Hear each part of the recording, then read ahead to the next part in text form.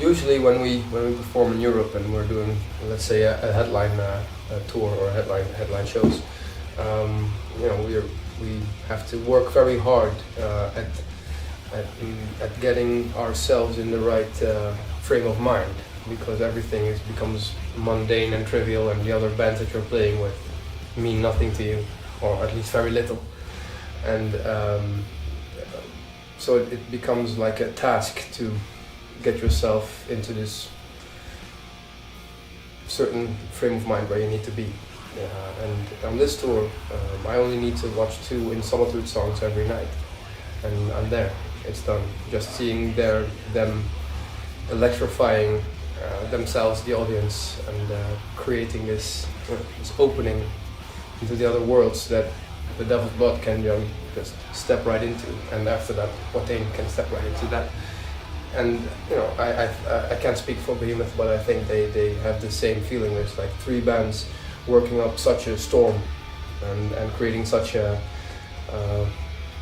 malicious maelstrom, if you will, and then Behemoth can just ride that energy towards the end of their ritual as well. So yeah, I think this makes so much more sense than just being with bands who play the same music or who are on the same labels or whatever. This makes sense in the way that all art should make sense. Watain, In Solitude, both are bands that we feel very strongly about, people that we love in ways and that we hate in other ways, but at least people that we can always be truthful and feel free to express whatever we need to express. There's no sense of competition. It's more like running the same race and together, like as brothers, basically.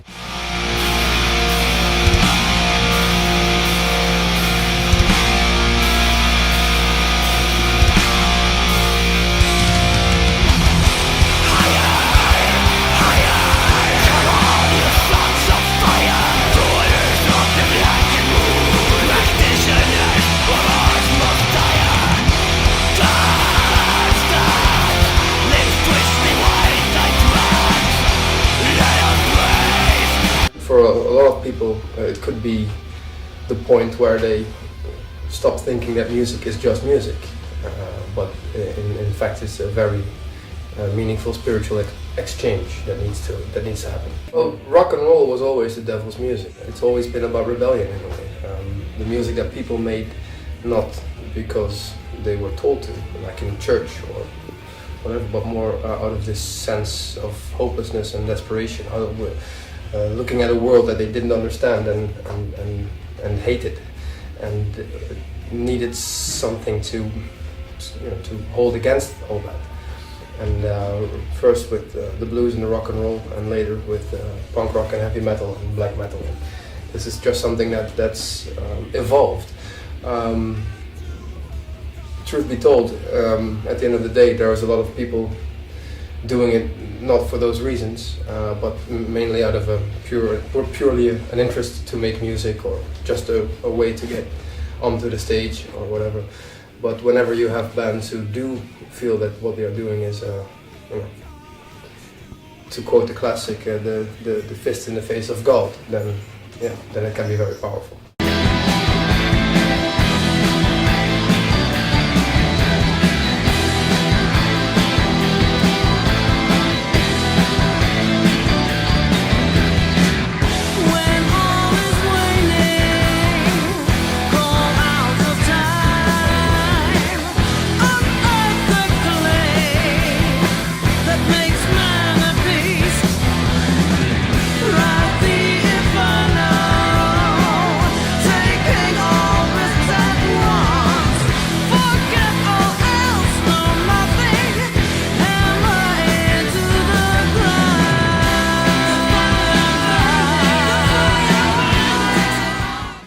For me, it's all ritual. Every band that is playing on this tour, as far as I'm concerned, they don't do shows, they don't do gigs, they do ceremonies.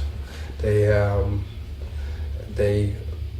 tap out of something much more ancient and much more powerful than the music could ever be. Mathematically speaking, you could probably find various bands who do more or less the same thing, but who don't elicit any kind of emotional response while they're doing it. And I think the bands on this tour have the great similarity that they all, you have to either hate them or you have to love them. There is no middle ground, and I think that's a good thing. So yeah, all this experience, all this energy is something that we will harness and not let go. The circular and singular nature of time prohibits me from knowing what I would have done if. What if is something that I try to not do whenever I can. And probably it wouldn't be good. I think if it wasn't for music in general and it wasn't for my spirituality, I'd probably be dead right now.